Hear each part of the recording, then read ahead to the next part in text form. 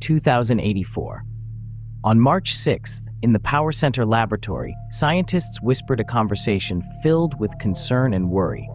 The transmission from a space probe had spread the news that the fallen asteroid on the moon was not merely a result of a space accident. Scientists analyzed the data and observed a clear change in the asteroid's trajectory.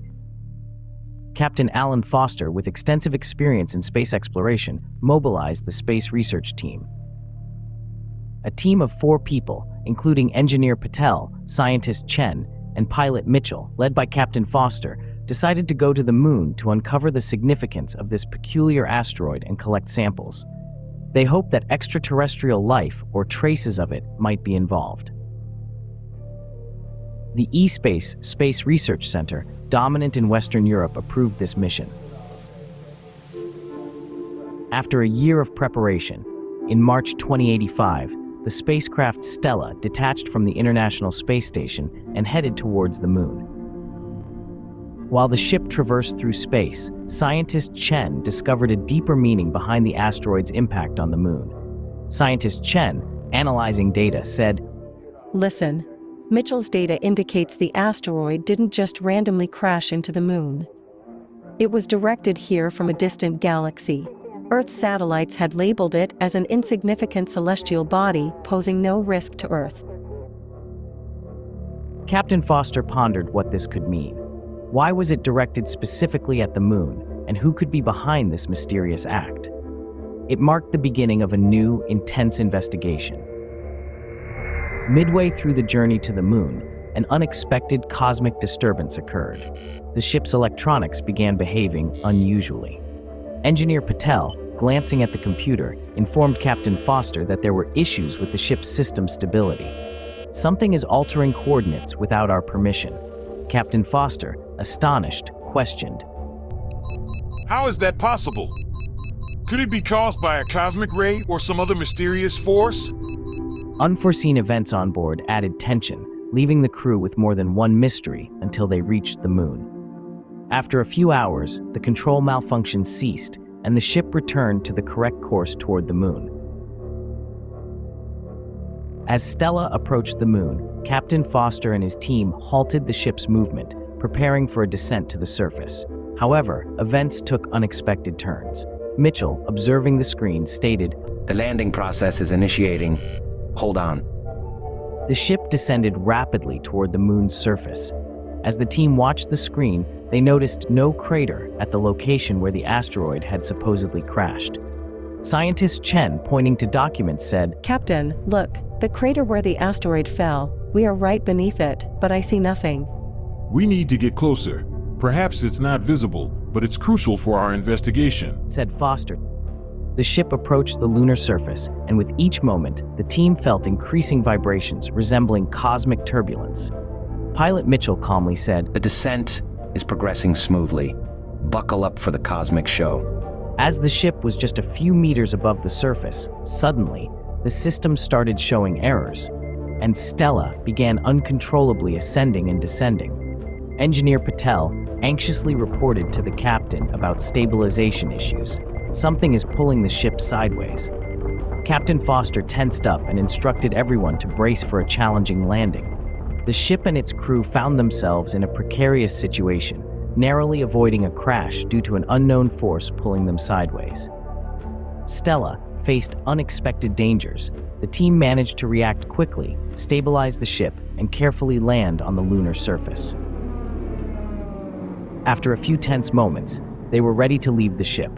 Pilot Mitchell graciously announced the successful landing, thanking everyone for their composure, and informed them that he was going to prepare the suits. Captain Foster, "Good job, everyone! Now let's explore this mysterious place and search for the asteroid crater." Suit pressurized. Oxygen flow good. Foster took the first step, pushing through the cold and darkness he had not yet experienced. His face radiated joy and wonder, exploring a new, unfamiliar world right before his eyes. Soon, the entire team stood on the lunar surface, heading toward the enigmatic crater containing the asteroid. Each step was a new experience, but dangers lurked nearby. A few minutes later, whole teams started to feel strange and confusing. They finally found the crater. As they approached, an otherworldly beam of light emanated from it. Engineer Patel nervously warned the captain about this anomaly and the potential danger of the light. We don't know what this is. We need to be cautious. You're right. Let's proceed carefully.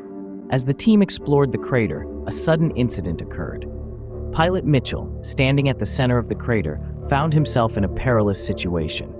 Where the asteroid should have been, there was none, and a mysterious light began uncontrollably expanding. Captain Foster loudly shouted, Mitchell! Retreat to a safe spot! But it was too late. Unaware of what was happening, Mitchell was pulled towards something hidden within the light. The team tried to rescue him, but the dangerous object grabbed Mitchell, despite all efforts, pulling him into the depths. The surroundings started distorting, and no one could comprehend what had happened. He vanished with the light, leaving the team in a hopeless situation. Mitchell! We've lost our lead pilot. We don't know what we're dealing with, so let's urgently return to the ship and report this incident to the Earth team. We can't take hasty actions without consulting them. The team returned to Stella with heavy hearts, but as they approached, a horrifying sight unfolded before their eyes. The ship, which was nearby, had vanished. They stood in silence, denying the reality. Captain Foster, unable to believe. What? How is this possible? Where's our ship? It seems like we're stranded here on the moon with limited oxygen. Our fate rests solely on our shoulders, Says Chen. It can't be true. We just saw the ship. It can't simply disappear. We need to think this through and understand where we are. As Captain Foster spoke, he noticed that only scientist Chen remained with him. Engineer Patel was nowhere to be seen on the horizon. Patel! Where are you? How can this be? He was just here with us. Chen starts to breathe heavily. I don't understand. What's happening? Both team members started to panic, gasping for air, helplessly sitting on the ground, trying to comprehend what was happening. Meanwhile, Patel, who also attempted to understand why the others suddenly disappeared, called out loudly. Foster! Where are you? Damn! Radio is not working at all! Continuing aimlessly in the crater, he suddenly discovered a mysterious cave emitting a captivating light show. Entering this cave, Patel found himself in an otherworldly oasis of breathtaking beauty. The cave harbored gardens adorned with various plants, each vibrant and even fluorescent. Among them were light-emitting plants radiating red, blue, and green light. In the middle of the lake, crystal-clear waters gleamed, revealing an unusual aquatic plant life. Stunned by this natural wonder, Patel couldn't take his eyes off the magical scene.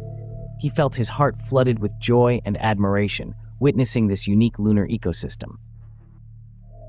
This is unbelievable! How could this exist on the moon? He slowly walked through the colorful gardens, closely observing each plant and their light dance. Sensing the scent of earth and water, Patel became immersed in this unique environment where every plant emitted a magical energy. This is not just science and technology. This is lunar life, and its beauty is priceless. Suddenly, he realized he wanted to breathe in the air of this oasis live. Without hesitation, as if guided by a confident inner voice, he started disconnecting the oxygen supply of his suit and removing the helmet. Every second felt like a cosmic gift. Patel, surrounded by this natural wonder, found himself in the heart of life, where he was an integral part. His heart pulsated in rhythm with the lunar nature, and emotions flowed like cosmic snowflakes.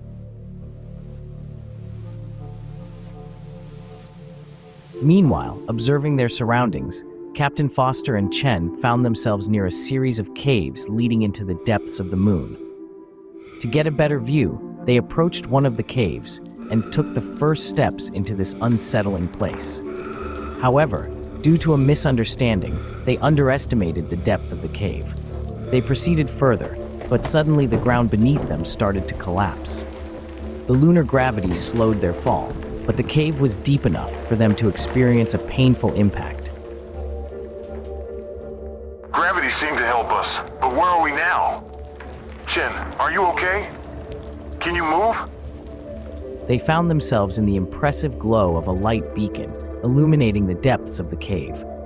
However, looking at Chen, Foster noticed the pain distorted on her face. Scientist, touching her bruised hands and legs, felt pain and couldn't move.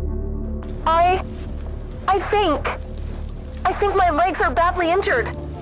I hit the ground all over. Captain Foster looked at Chen with sorrow, realizing that their situation was becoming even more challenging. They understood they would have to find a way out of this cave, but it wouldn't be easy as the oxygen levels in their suits were rapidly decreasing. Leaving Chen to rest, Foster decided to explore the cave. Using the glow, he slowly but determinedly moved through the marvelous depths of this cave. When he reached a certain depth, an explosion of light and colors unfolded before him, a sight Foster couldn't have imagined. Watching the indescribable spectacle, Captain Foster was astonished. A glowing city constructed from otherworldly materials radiated thousands of colors. The walls and roofs of the buildings emitted light as if they were living energy docks. Different colors of light moved through the air, creating various shapes and figures. Standing amidst these cosmic architectural wonders, Captain Foster felt like he was in a dream. His heart pounded with wonder, and his eyes couldn't believe what he saw. It was like something out of an extraterrestrial tale. He gazed at the luminous sky above, where colorful objects soared, dancing like radiant stars. The depths of the caves were filled with the energy of this otherworldly city, each pulsation causing dazzling waves of light. Captain felt he's staying on solid ground, and an inner voice whispered that he could breathe here without a suit. However, he still hesitated to do so, as the oxygen level was nearing the warning limit. Moving forward, Foster noticed a peculiar silhouette in a cosmic suit. It resembled the form of a collapsed, lifeless being, covered in light strips and unearthly symbols.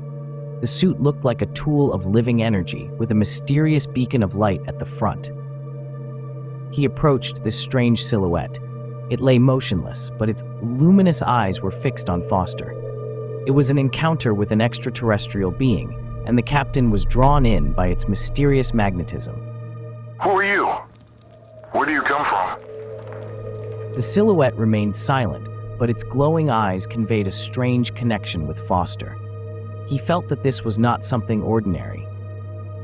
As if understanding the captain's thoughts, the silhouette began to move in its unearthly way, creating vibrations around it. Are you from the same city? What does this place conceal?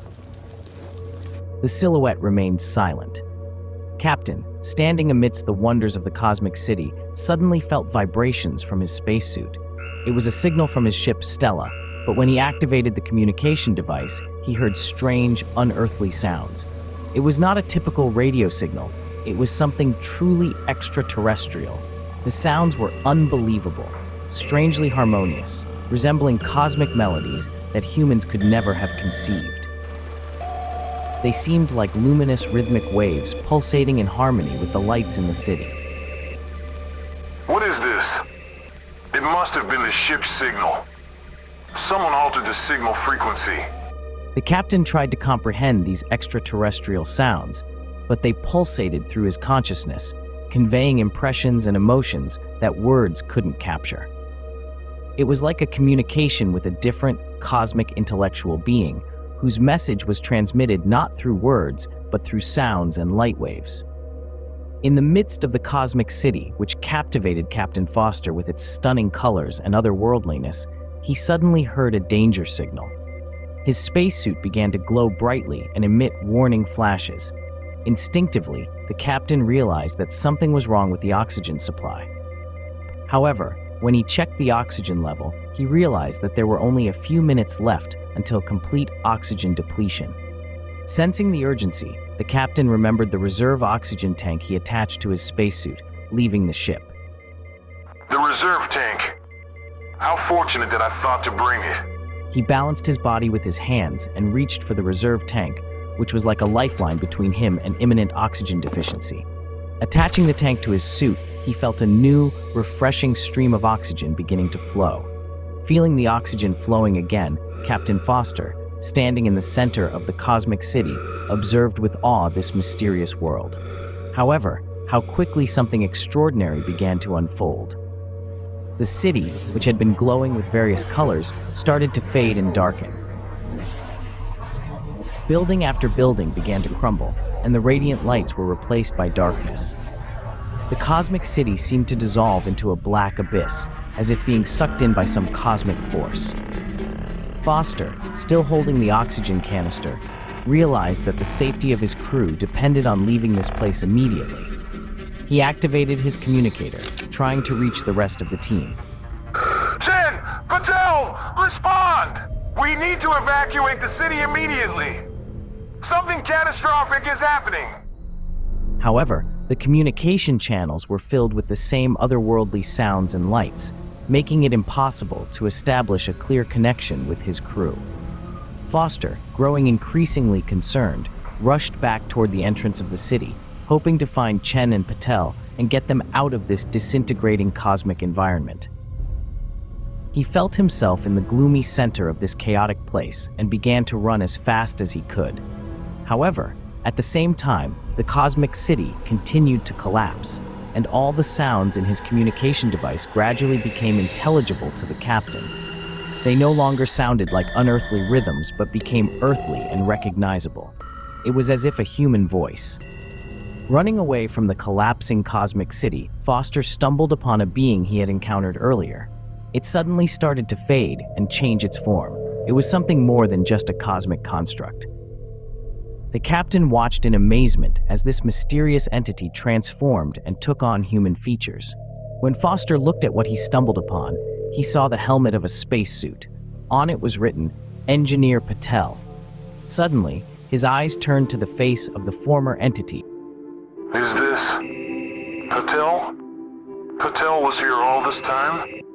How is it possible? Unable to comprehend how and why Patel willingly took off his helmet and died, Foster began to listen to the conversation that echoed in his suit's loudspeaker. What he heard next was beyond belief. It was the voice of the missing team member, Mitchell. Loudspeaker transmitted Mitchell's message to Earth. The mission was successful. The team was deceived, led to believe in the moon asteroid. I filled their oxygen tanks with a chemical compound, inducing strong hallucinations. Their minds lost their sound judgment, and, one by one, they died on the moon. These events may seem like an unfortunate accident, and this mission failed. It'll be a huge tragedy for Western Europe Research Center. Lucky us. I'm returning to Earth, and will tell the story of how the team went insane and died on the moon. I expect the agreed-upon reward. Mitchell out. Over. The captain understood everything. Everything the astronauts saw on the moon was an illusion.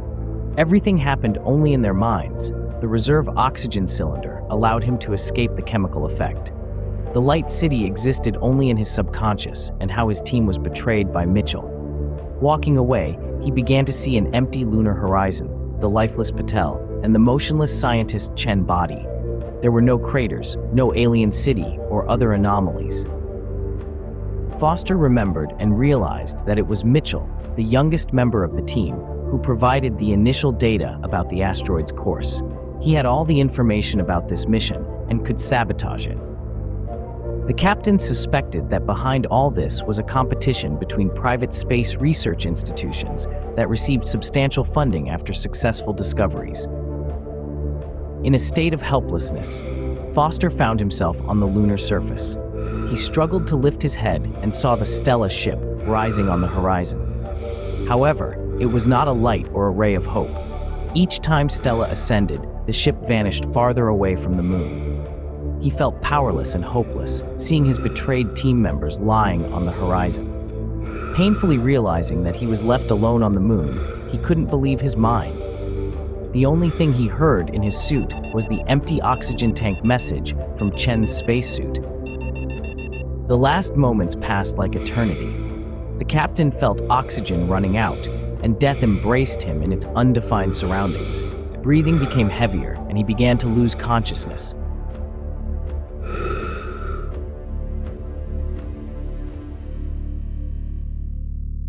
The lunar surface felt no movement, but the cosmic space bore witness to the vanishing life and the concluding journey through Captain Foster's eyes.